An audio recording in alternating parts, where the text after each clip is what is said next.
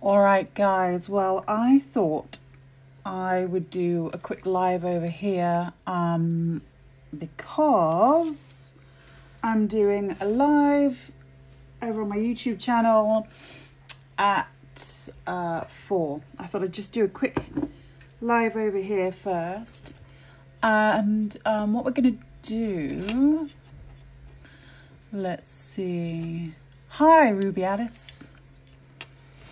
So I'm just going to clean up some finds. I have got loads of finds here from over the last few weeks since all the exhibitions stopped. And yeah, I've got to catch up with all this stuff. I'm not sure if you can see it all. I'm going to tip this down here and move this a bit. So this is some bits and bobs down here. Hi B, hi Mark, hi lots of people. So I've got a load of stuff down here that I just need to sort through. So yeah, I've got the first thing. So I'm not on the Foreshore, clearly. I am at home, and the first thing that I'm gonna sort out is this button that I found the other day. It's really pretty. I don't know if you can see it well enough, but this pattern here, this kind of cross-shaped thing, is actually made up of loads of little beaded bits. I'm not sure I'll be able to get that so you can see it, but anyway, I think this is an 18th century button, and I'm really pleased with it. It just popped up the other day. I was having quite a wet day on the Foreshore, and I'm going to see if it cleans up with a bit of this before I get any other cleaning methods going. I think it might be pewter. Ancient Oreo, yeah, exactly. It's an ancient Oreo, just the top half, missing the middle delicious bit. No, it's a pewter button, and I think it's 18th century. It's taken quite a bash there, which is a shame. So I think in the river there, it has just like been bashed around. It's taken a real knock across there. And it's also got a bit of this stuff here, which looks a bit like pest, which is a thing that's really hard to get rid of when you see it on lead and tin items. I might be able, I mean, I get a bit heavy-handed with this kind of stuff, so I might just try and flick a bit off. Which might be not a good idea, but it's really bugging me. Hi Nick, hi other people. Let's see. This is only my second live on TikTok, and the other day this guy joined me. He was like from the middle of, I guess he was in Syria or somewhere trying to raise some money. And I don't think I was quite the target chatter he was looking for. But yeah, so I think I'm not going to accept anyone on today unless they look like they're a real, well, unless they look like they're into the same kind of stuff as me. Should I take some wire wool to this? I'm sure I probably shouldn't, but I'm just going to give it a really light. Maybe not. Come on, where are my button people? I need someone to help me with this because, right, it looks like it could be a bit later, but the face of it, of this button, has a real design like an 18th century lead token. I think it's a 2 or a 3-part button. But there, you can see the back. I'm just going to try and give the back a bit of a clean up. But if there's anything anyone wants to see, then let me know, because I've got my collection out here. And I will show you anything you want to see in my collection. Oh God, there's that horrible cat. There's a cat that comes around here that fights with my cat who's asleep over there. I might join him. I might bring him here to join. Go away, you. He's quite cute, really, actually. When he sees me, he just races off, though, so he's gone. Yeah. All right, let's give up on the old button. There you go.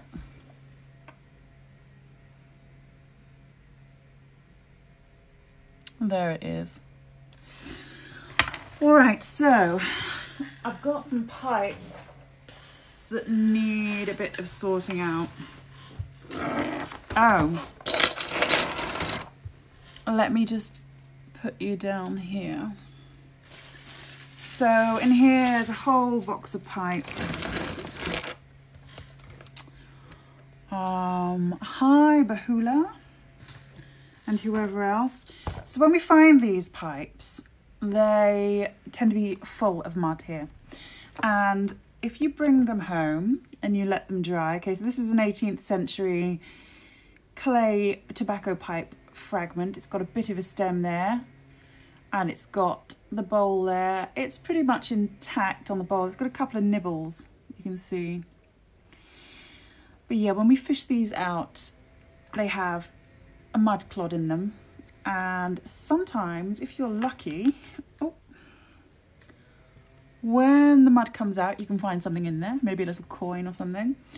But the other thing is, when you get the mud out, there's quite often a bit of tobacco down in the bottom there. So that is 18th century tobacco just hanging out there at the bottom. Let me get something to try and fish this out. But yeah, there's a couple of, that one's a bit more nibbled. There's a couple that need doing here. See, there's a bit of a longer one. Again, 18th century. Now in here also, I've got this little stein, which is quite a cute thing there. It is, so this here, this black is staining. This is made out of pipe tobacco clay as well. And there you can see where the handle would have been. And this is a really cute thing. I guess it's a bit like a fairing, a Victorian fairing, but it's just like a toy thing or a souvenir thing, but it's really cute. I love that. You can see it's been made in a mould. There's the seam. And it's a shame about the handle. The other thing I love about these, you do see them, you see German ones quite often, but they're usually red clay. So, and I think this must have been either in a fire or it's just the mud from the Thames that has made it this black stained stuff. Right, so I was just looking through my pipes here. If you want to see Philly D, that's not the Philly I know, is it? Oh God. Don't know what that's doing in there. That, well, actually I do, because that's made of pipe clay as well. So if you're joining me now, this is just to show you, these are mudlarking finds. So I'm a mudlark. I go down to the River Thames when the tide is out and I search for historical items. So this here is a wig curler. It's also made out of tobacco clay, tobacco pipe clay. And these were used to set wigs. So like we set wigs now, these were wig hair would be wound around these, and then not the entire wig but parts of the wig would go into an oven to be baked around here, and the heat obviously baked the hair around. Who's that? Sophie Simmons, hi. Oh, thank you. I'm so glad you love my page. That's really sweet. Hello. Yeah, so this live is just me rambling on and looking through my finds, but I thought I'd give it a go. Usually, I say usually, that's actually rubbish. The first time I did a live, I was down on the Foreshore, and the next time I do a live, I will be down there too. Oh, right, look, I've got more pipes lurking in here that I haven't cleaned the mud out of. Let's see if I can find a bit of a long pipe. Ah, they're all wrapped up. Hang on. If you want, oh God, so this awful thing happened. We were doing some exhibitions recently. I was born and lived in Chiswick most of my life, right near the Thames. Oh, great. Did you go down there often? Did you go and find stuff? And Erin, oh, thank you for liking my videos. I'm so pleased. I'm going to go live over on YouTube at 4. I just thought I'd do a little warm-up one here. Right, you see this? God, I love this pipe. Someone broke this at the, we did an exhibition. We did an exhibition, a whole month of them in September. And yeah, Sophie, it is amazing that the clay pipes survive, but they are pretty hardy. I mean, they survive in the mud as well. But yeah, so we were doing these exhibitions. This was the last weekend of exhibitions we had. It was at the Roman Amphitheatre under Guildhall. If you haven't been there, you should check it out. We've got a Roman Amphitheatre in London. What's left of it anyway. We've got, you know, part of it's left anyway. I was displaying some of my finds. This really nice guy, kind of mature, you know, getting on, was chatting to me, and his coat flicked this off the table and it smashed, and I was pretty gutted because it's a really nice pipe. I'm not beyond gluing it back together. Let's just call it a nice repair. I mean, I could do that because look, that's where it... Anyway, so look, it's got some really nice little... I don't know if you can see that or if it will focus. It's like a little sunburst on either side, and it's a really delicate one. Anyway, let's not dwell on it. Oh, hang on a sec. Right, what's this? Okay, Sophie, have I ever found something that I had to involve the police? No, because the things that I have found that you might call the police for are ammunition. You can throw that back right into the middle of the Thames. So if we find any live bullets or anything like that, we throw that back in. However, I haven't had my time yet with having to call the police, but a number of my friends have. Again, when we were actually this when we were doing the exhibitions, this woman came up to me, and she and her husband had found a gun, a revolver, and what you usually do is you call the police when you're down on the Foreshore. So you find something dodgy, you call them when you're down there, and they come and have a look. These this couple, he was a inspector, he was a retired police officer. Anyway, he took it with him. I probably wouldn't have done that, but he took it with him and then called the police from his house, and they came to find it. I don't know if you know Cy Finds. He found something interesting. Actually, yeah, he found something really interesting the other day. I'm not going to say what it is because I don't know if he's released that yet on a video. Here's another nice long pipe. Still not complete. This is probably a church warden, like a really long pipe. Great Britain Toxic. No, I don't think I'm going to go live with you, I'm afraid. So bye. Yeah, Cy did also have quite a what's his TikTok? I'll find him. It's Cy Finds. Oh no, don't worry. I'll talk about anything. It's fine. I don't need to talk about the pipes. Erin, I'll answer that in a second. Loopy Patoope, are you friends with Nicola? Yes, I am friends with Nicola. She is a good friend of mine. And yeah, so go and check out Sai's video.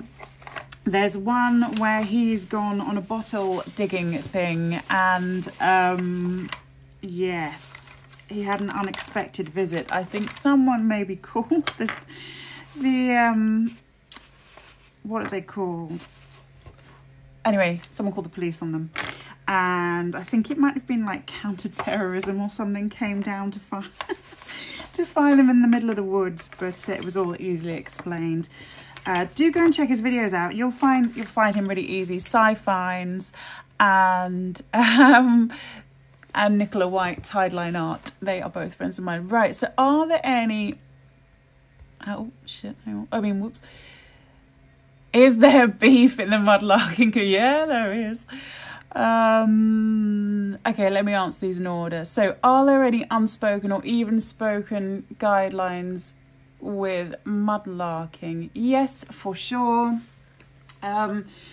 So generally, all right, it's different now. It's really grown in popularity, and people like me who share stuff on YouTube and Instagram and all that stuff, and like Nicola and Sai, like lots of us share our finds on Instagram, etc. We try and be low-key about some of the locations that we go to, because we spend a hell of a lot of time trying to find productive areas or good locations to go and look in.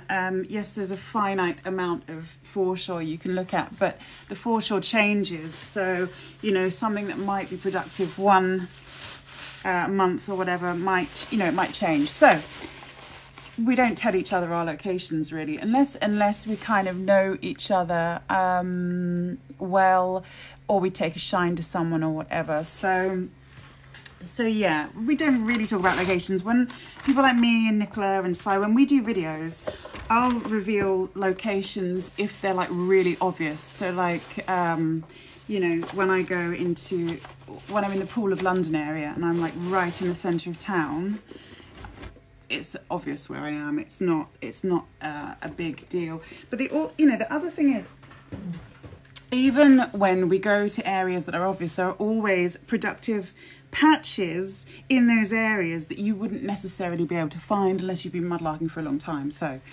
yeah, unwritten rules, like don't blab about, don't give everything away, because we take a long time to learn what we should be doing. So is there so I like this question because I like a bit of a gossip. Oh, hang on. Is the mudlarking community friends with the detector? Oh, I see. Sorry. Yes. Right. Okay.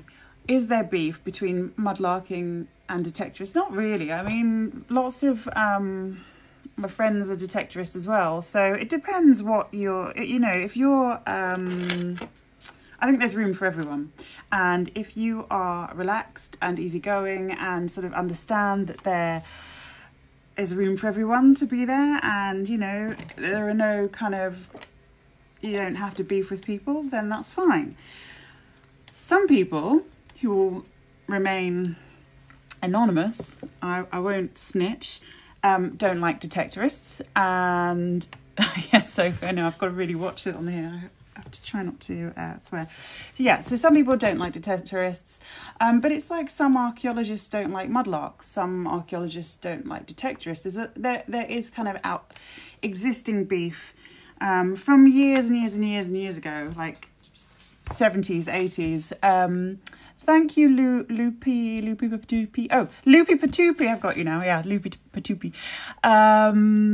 Yes, there is beef. There's also beef within the mudlarking community and the way in which people mudlark, what they do, how they go about their business. Nicola White says the best thing ever: just stay in your own lane and you'll be fine. It can be tricky sometimes with conflicting ideas. about what is the right thing to do, how you should mudlark, how you shouldn't. Hi, people that are waving. You can insert yourself in drama, I suppose, and sometimes I do, and other times I don't. So anyway, I think going back to unwritten rules, I think absolutely, because we don't all know everything about everything, and one of the greatest things about mudlarking is people have their own specialist areas, and they have their own specialist areas, so we share information. And if, say, there's something, I don't know, the other day, for example, I'm working with this archive in Westminster, they had something in their collection. I asked Cy Fines and Mike Cuffs about it. When they tell me what this thing is and I share that info, I always make sure I credit. So credit people when they're sharing their knowledge with you. Don't kind of make out that you knew everything yourself. And so that's something that gets people's backs up. What's my favourite find? Well, okay, let me open a case. I've got two at the moment, but they do change. One is on the Mersey estuary because it's massive and I can't take it, and I think there are questions about whether I should take it or not because it's there and maybe it should stay there. It's a huge sandstone block. It's probably about 1/2 metre long by a 1/4 metre thick, and it's got a skull and crossbones, death's head on the top, and then it's got 3 sets of initials. I've shared this quite a lot on YouTube and on TikTok, and it looks like a crude grade marker. It's been checked out by archaeologists and no one can say for sure exactly what it is, but it is an item of interest, and so yeah, it remains on the Mersey estuary. So another one, oh hang on, here we go. I might have to open this because, let me turn this around here. If it's shiny, you won't be able to see. God, I've just got a table laden with absolute, stuff. Sorry if that's loud and annoying. Right, I'm going to tip you down to see this. Hang on. Let me see. Are there any other questions? Loopy doopy. What else?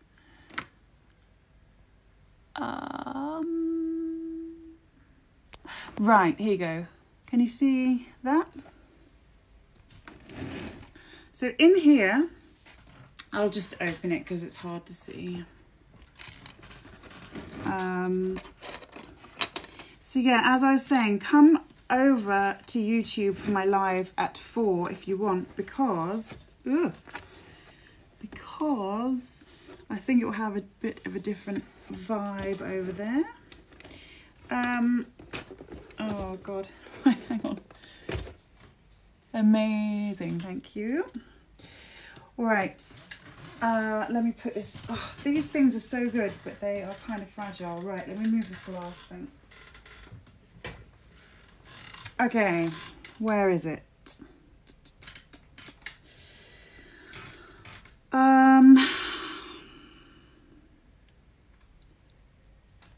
Where is it? Oh, here it is. Right.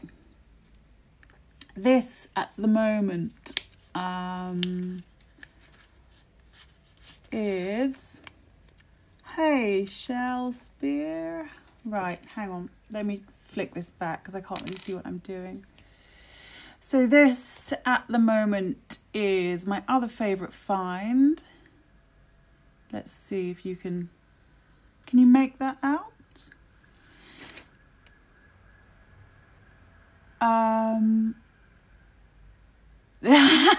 Sophie, I said, yes, there is some beef, not so much, yeah, there's beef between detectorists and mudlarks, not with me, like loads of my friends are detectorists, I go detecting, sometimes, hardly ever. I don't mind, I think there's room for everyone, but other people beef about it, and there's also beef between mudlarks. You know, that comes and goes, whatever, that's cool, whatever. So that is, I haven't told you what it is, it's a pilgrim's badge, pilgrim's token, pilgrim badge. And so this, it looks kind of, When I tell you what it is, you might laugh because it looks so cartoony. Right, this here. How do I focus on this? If I press this... Nah. All right, let's see. That there is the face of Jesus Christ. There. If you can see it. Thanks for the summary. Oh, you're welcome, Sophie. So look, there's his beard, there's his nose, eyebrow, his hair, and what it actually is, it's called a Veronica. Put your hand behind it, let's see. You're right there, but the thing is, hang on. I keep trying everything. Oh God. Right. Is that any... I can't see now that I'm doing it. Hang on. Is that any better? Like how the makeup vloggers do, yeah. Might surprise you to know I don't actually watch them, but there. Yeah, it's okay. So what this is a pilgrim badge. It's come from Rome. It is known as a Veronica of Rome. This here is the face of Jesus Christ, the impression of the face of Jesus Christ after Saint Veronica offered her veil for him to mop his brow while he was on the road to Calvary. So it's a bit like the Turin shroud story. What's that? Douglas Magnify app. Oh my God, listen, I'll try and work this kind of stuff out, but I'm a bit behind the times. So yeah, it is representative of the veil of Veronica wiped Jesus' face on the road to Calvary. This dates from 1400 to 1500, and a pilgrim would have left... just show it on the velvet. Nah, you're probably right. Hang on. Let's see. So a pilgrim would have left this country there. I feel like a jewellery seller. So a pilgrim would have gone to Canterbury and left Canterbury for Rome, walked the Appian Way all the way to Rome, which is a series of different roads. They go on pilgrimage because they need to atone, or they want to be pure, or they're super religious, or, you know, it's a cool thing to do. It's a cool thing to do. They get to Rome. Actually, the spot where they went to was where the Vatican City is now. So I think it was the St. Peter and Paul shrine there. So they go to Rome. They buy one of these, because even in 1400 to 1500, they are like us, and we can't go anywhere without buying something from the gift shop before we leave. So they get one of these, and this would have had a pin on the back here, so like a pin badge.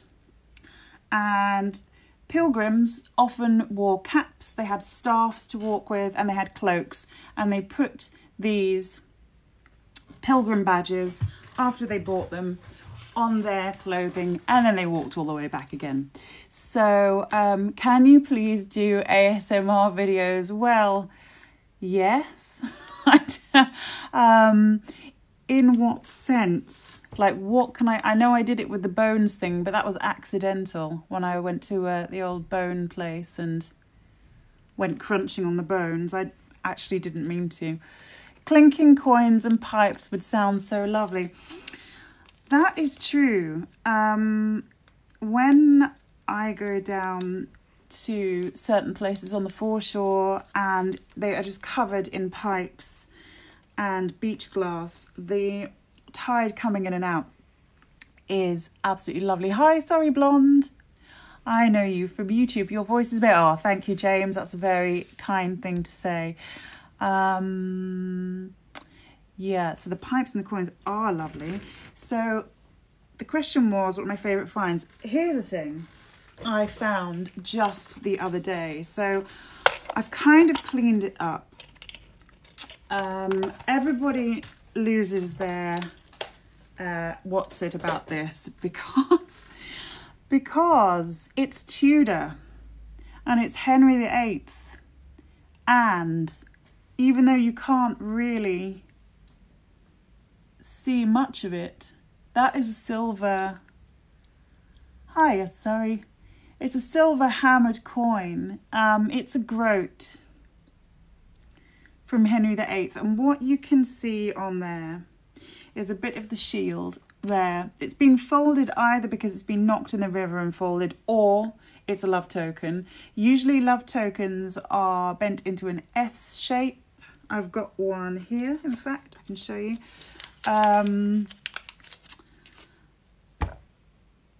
Now, that is a Georgian love token. You can see the S shape clearly there. And you can see Britannia. And the date is just under there. Let me see the date. 1749.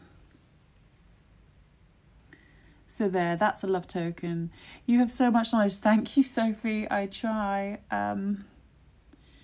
There's the bust of a George. Were they originally S-shaped? Well, that's the S shape. It's bent into that shape. So they were flat. I haven't got another. Oh yes, I have. Here's another Georgian coin. Actually, no, this is a William. But anyway, they were flat, and then a suitor, a chap generally, would bend this and give it to his lady friend who he wishes to give it to. And so that is the love token. But so anyway, here's a silver one. You do find silver ones quite often too, and they generally are S shapes. Now whether this, I mean, it's really hard to say. That might have just been bent in the river. But if you see a video a few videos back, maybe not that many back, you can see me finding it, and it looks like a piece of old, rusty old stuff. So anyway, give it a good clean. How long have you been mudlarking properly? How long ago did you find your first item? Okay, so mudlarking seriously for coming up to 7 years. And the first thing I ever found on the foreshore was a lot earlier than that, probably 2005. I went down to the foreshore for the first time, picked up some pipes and bits of bricks and things with writing on, but then I didn't carry it on. I know, Erin, it's really interesting. I didn't carry it on anyway. So 7 years, about 7 years, and my first find when I was properly mudlarking, my first good find. Let's see if I can see it. Okay, we're going to have to get the other thing out. Right, so I'm going to put this down. There, I'll just show you a bit of this tray and then I'll get the other thing out. What have we got in here? Lots of coin stuff. Pirate coin, pirate cob, some Charles I farthings. That's cool. That is an alloy. It's a zinc alloy coin, and it was actually from Nazi occupied Holland. Here are more silver hammered coins. There's another silver hammered coin, another silver hammered. There's another groat. That's the recent silver hammered that's a bit knackered. Okay, I'll put this down. Let me find that thing. Right, hang on.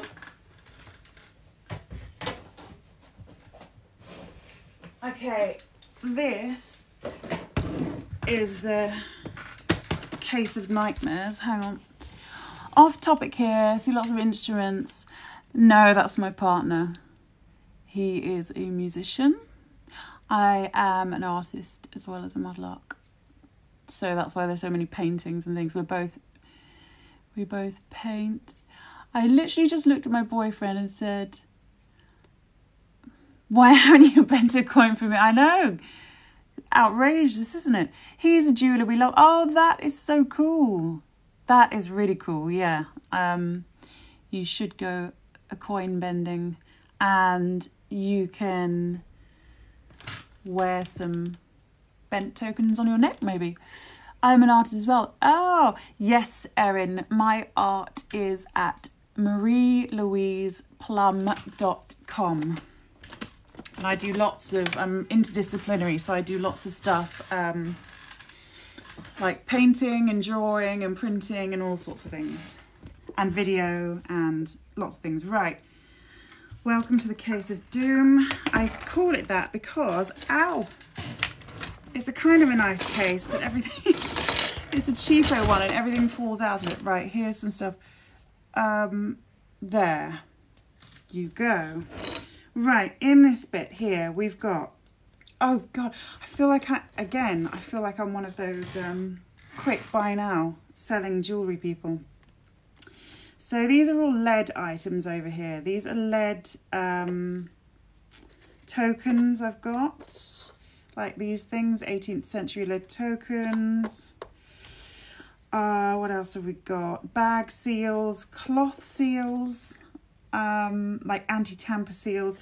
Right, so one of the first really good things I've found, and I kind of feel like I haven't really topped it actually. Even though I possibly have, but all of this, these are all buttons. Let's see, hang on, what's the next one down? Oh, half empty, coins. Oh, coins and like hardware stuff. This is cool, I love this. So that, all right, I'll do that next. I'll do the first thing. So, I can't see because I put this case of death on here. Hang on. Oh dear. Right. Okay, so here we go. This. No, wrong. This is, it's a seal matrix. It's a fob seal matrix. So it would have gone on a fob change. Since it's just us girlies, will you show us the grossest thing you found? I've got something gross right here actually. So this is a fob chain thing. It would hang from a chain, and it's a seal. So you see on here, it's a wax seal. So on there, it looks a bit like the pelican of piety, which is a pelican. An image of a pelican plucking feathers out of its own breast, and it sort of plucks, it has blood coming out, but I think it's actually a bird with an olive branch. That's what the museum recorded it as. So there, if you can see that. I haven't used it with wax. Everyone asks me this. The reason I haven't is because I've got another Georgian. So this is probably Georgian. I've got another Georgian seal that I bought, and I used some vintage wax, and I got the wax stuck in the seal. It was awful. So I'm going to get some new wax. Obviously I can do it with blue tack. I can do it with anything, but I haven't done it yet, and I don't know why really. We could give it a go now, maybe. Right, so there's that. Do you want to see something gross? Okay. Here's one gross thing. Are you ready for it? Do you want to take a guess on what this gross thing could be? What was the case specially made with the shells? What a great way. Oh, it's a finds case. But it's kind of, you're so ready. Okay, Sophie, do you want to take a guess of what this gross thing is? I don't find it gross at all, but most people think it's gross. It's a body-related thing. Oh, I've got a couple of gross things, actually, I can show you. Yeah, actually, there you go. Dentures. There, 1920s. That was your boyfriend's guess. Yeah, it's pretty gross, isn't it? Look, so it's a palette thing, a retainer. I don't know what it's called. Like, I know, so gross. But we We find these all the time. I might have some more down in one of the cases down there. Oh, an eyeball would be a fun find. We do find glass eyes. I say we, I haven't found one. More's the pity, but people do find them. So there's that. I was going to show you this cashew thing. I love it. This is a breath mints thing, box that would have had like breath mints in. And they would have popped out that little hole there. It's like Tic Tacs or something. And I think you can still buy these cashew mints in on the continent. I think you can buy them in Germany. How do I know it's 20s? Because I researched it. So here, and you can kind of tell actually by the style of it. It's been engine turned here. So which was popular at the time. You see that if you have ever seen like an enamel case that's been engine turned, that cloisonné kind of stuff you see. But if you research hoopers, cashew aromatisé, they're actually made in London Bridge. So just there, London Bridge, Great Britain. Oh, the dentures, sorry. So anyway, you can date these. The dentures, I know, probably the 20s, because they came from an area they came from the estuary. And out on the estuary, there are dumps, rubbish dumps. And hi, Amy, is that Amy Fleming that I know? I think it is. You joined the other day, but I forgot to ask. Is it resin? This, it's some, oh, actually, that's also how we know the date. It's some weird kind of, that's, I think, a metal, a tin or something. And this is some weird sort of rubber there. And these little teeth, they wiggle about. If you turn them... They do actually look like my mouth if I do that. If you turn them over, they've got pins in them. You see there? My boyfriend is humming and hawing. Oh God, right, what am I being challenged? Or what's the humming and hawing? I would like to know.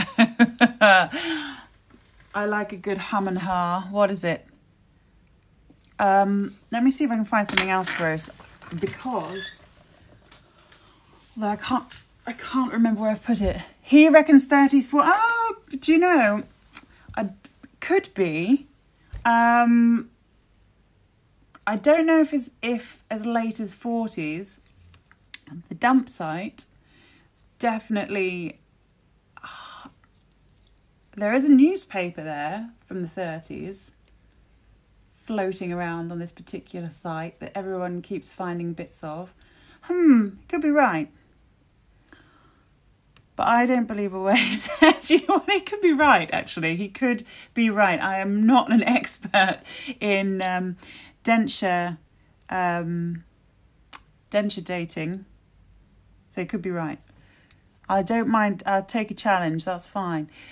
That looks like it was so uncomfortable. Well, yeah, it could be. I mean, I don't really know. I would have said probably not that bad. Up on your palette there. I don't think I'm going to pop them in. I think I'll give that a miss. Neither is he. Right. My brain's a bit slow today, but if I can find this other gross thing, I will show you it. Oh, I'll leave you with these bits for a minute. People seem to like these quite a lot. It's not really that much to look at down there. Hang on. Right, more stuff.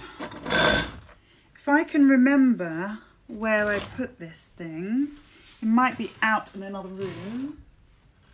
And there's another, oh, beads. I mean, for another gross thing, sorry, I'm just scratching my nose on live. Hi, everyone. Another gross thing, which is gross in a different way. And this might be opening up doors to an argument, but I don't really want to go down. There is a gramophone. It's a phony gramophone. It's a pretend one. found a doll's head on the beach. It freaks. That is so cool. I love doll's heads. I think these are German bisque. Hi, Daniel. Did I study history? No, I didn't. I didn't study history, and yes, I learn now. I wasn't really keen into education when I was younger, so I didn't go to uni. I learnt later on.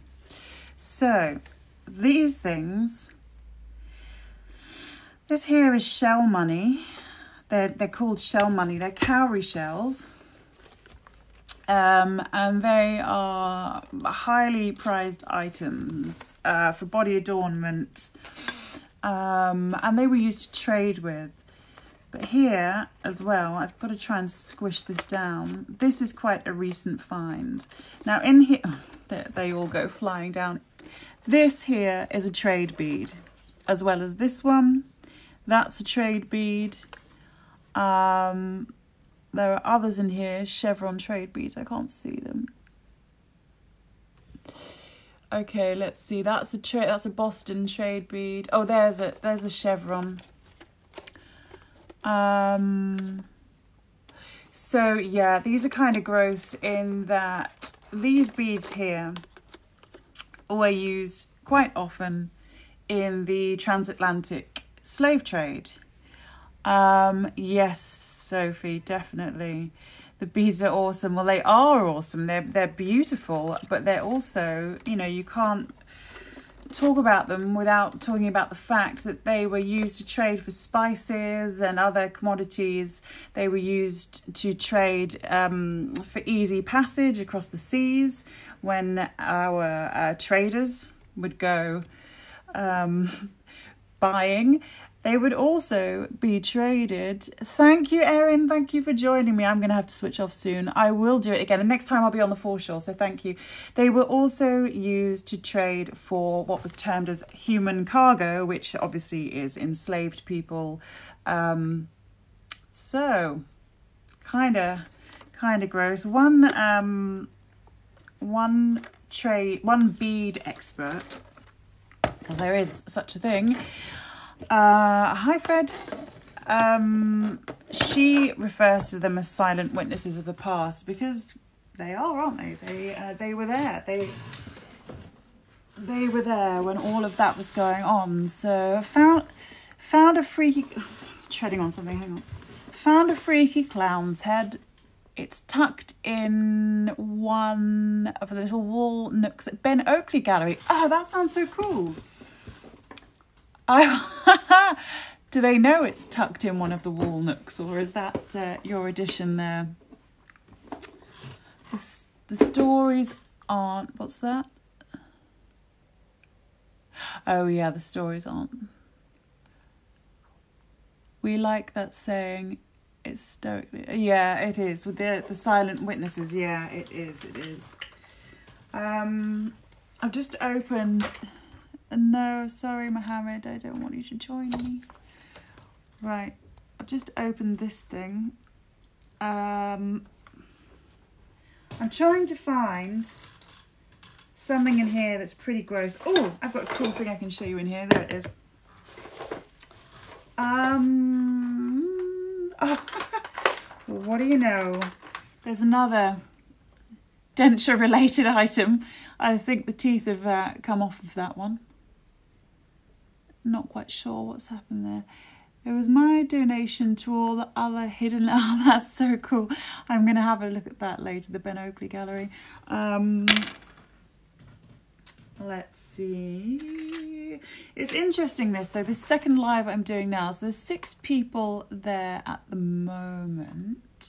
So when I was out on the foreshore the other day, there were loads of you. So I think that's the thing to do, really, isn't it? To do the live ones on the foreshore.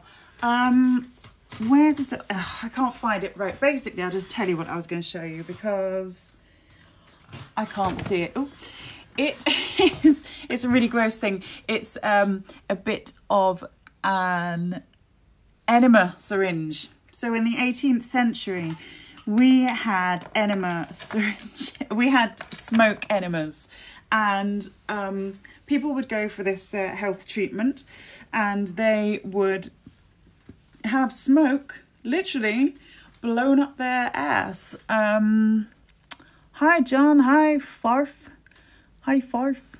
Yes, so this thing, it's made of bone, and it's a really long nozzle. If you go to the Science Museum, oh my god, what bizarre fact, I know. What's that? Then find them and explain the history, but that's a little dishonest, eh? I think my brain's not catching up here. How do you mean, Sophie? So enema syringe, nozzle, yeah, pretty gross. It took us ages to work out what those things were, but if I find it, I'll show you another time. Sorry, it was a split comment. Okay, don't worry. I'm just trying to catch up. Now, this thing is really cool. Does anyone know what this is? I'll turn it. See, it's nice when you get a bigger find, so you can show. If you want good traffic on your live, take stuff and scatter it on the riverbank, then find them. No, never. No, that would be terrible. That'd be a right naughty thing. Yes, sorry, blonde. Exactly. This is. I thought my cat was on the move. He's over. This is what's known as a pinner's bone, and I've got to hop off here soon because I'm going over to YouTube. So this was really someone's livelihood. This was their tool. This is what they used to it's not in the spirit of mudlarking, but it's what do you know what, Sophie? I did catch something fairly recently. I'm not going to say what it was because a few of my friends were on it, but I did think, oh, this is not cool. There were too many fines. So yeah, pinner's bone. This would be used to sharpen drawn wire, which was acquired from the wire drawers, and the pinners would get a load of wire from the wire drawers. They'd cut them to the length they want. They rest it in here, and then they file the wire down.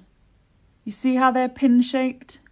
So they fired the wire down to make pins, handmade pins. I'm just looking to see if I've got some knocking. There's usually a pin or two knocking around here. Oh, well, do you know what? The one time I need some, there'll be some in here. So glad I caught you on live at home. Oh, thank you. Thank you, Sophie. Oh, this is kind of gross. Here's another gross thing while I'm finding a pin. This is a pewter syringe. And this may have been a veterinary syringe. So there's the syringe there. Fluid comes out of here, and this here, you can see there's a bit of the plunger still in there, so it would have come up there, so you can. And this is often referred to as a syphilis syringe because when there were lots of brothels and lots of people visiting brothels, there was a saying, and that saying was, "One night with Venus, a lifetime with Mercury." If you caught a dose of something nasty, as a gentleman, syphilis, this thing here would be filled with mercury solution. And yeah, my boyfriend's, oh God, yeah, he won't like this, I don't think. And this was inserted somewhere very delicate. Down the old chap's old chap, down the, yeah, urethra, and the the solution would be, you know, taken that way. So there. I mean, we all love to say these are syphilis syringes. It could have been an animal syringe, but I'm saying it's syphilis syringe. Right. Before I go and hop over and onto the other place, right, here's a nice pin. There's a whopper of a pin, handmade pin. And if you look carefully, you can see the head is made separately from a separate piece of wire that is wound round the top of the pin. So women and children generally had that task. Lovely job that it was. And also, I'm not a comment, you find such awesome finds, your boyfriend's laughing. That's amazing. Da-da-da-dum. Thank you. So yeah, I get excited when I find marbles, actually. Are those marble things stoppers? Where are they? Here, over here. Some of them, no, they're not. There is a round stopper here. There's a little cod stopper. That's from a cod bottle. There were some stoppers here. Where have I put them? Hang on. Oh, there is one. I can see one. There's a stopper. Sorry, I keep putting it in the wrong place. Yes, that little, this is from a cod bottle, but it's a smaller than usual one. So anyway, back to the pinner's bones quickly before I go. So the wire was placed in here, unsharpened, and then the pinner would file this down into a sharpened point, turning it and filing it. So yeah, this was someone's livelihood. It's a cow, it's a cattle bone. I think it's a metacarpal. And you can see it's been worked here and it's been shaved away. It's been squared off there. And then these grooves here are where the pins would be placed in. It'd be used time and time and time again to make many, many pins every day. That's so time consuming, it's crazy. I mean, the poor old pinners, they didn't have their own livery guild. So, you know, these were really important pieces of dress item. This is what we used to use before buttons to hold everything in place. This is, you know, we went through thousands and thousands of these. And hey, herb slops, hey. We went through thousands of these. And, you know, the poor old pinners, they were under the cosh of the wire drawers who were, and I don't know if they still are, but they were a livery guild. So, yeah, I think that the wire drawers kind of, I need to double check this, but some of the things I've read about them, they were kind of, you know, like pushed about a bit, the pinners, by the wire drawers and what was available to them and how much it cost. And yeah, a bit of a shame. So there's some pins. I've got a whole bunch of pins in here. So you can see, oh, no, you can't see. God, this is really tricky doing. They're all different sizes. Actually, I think that's a modern one there that's sneakily got in there somehow. Oh! Right. There is so much to show you. Oh, did you see this and wonder if that was a stopper? I think it might be, and it's green. Oh, can you see that? Anyway, it's green glass. It may be from like a large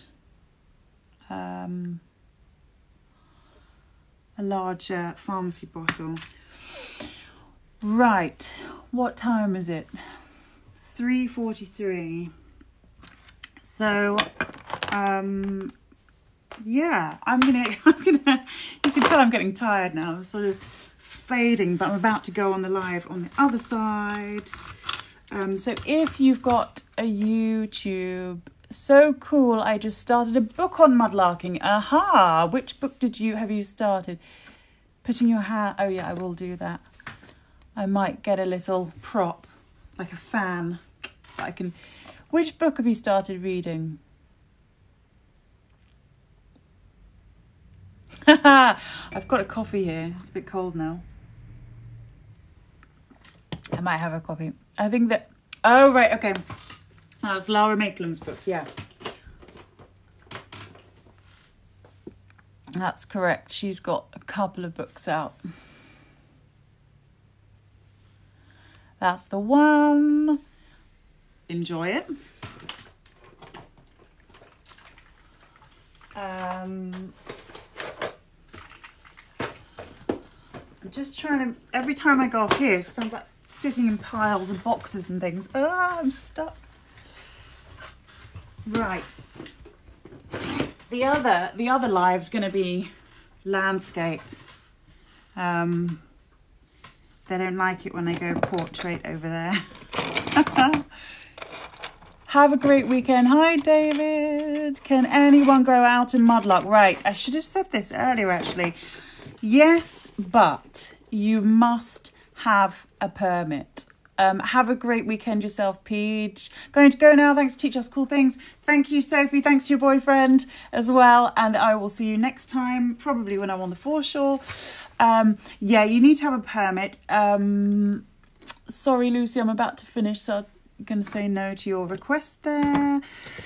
You need to have a permit. And you can apply for that from the Port of London Authority. All right, BT, thank you. Bye, sorry, Blonde. And for anyone who, thank you, Herb. Anyone that is on YouTube, I'll be over there in 15 minutes at 4. Okay, see you soon. Thanks for joining me. Bye.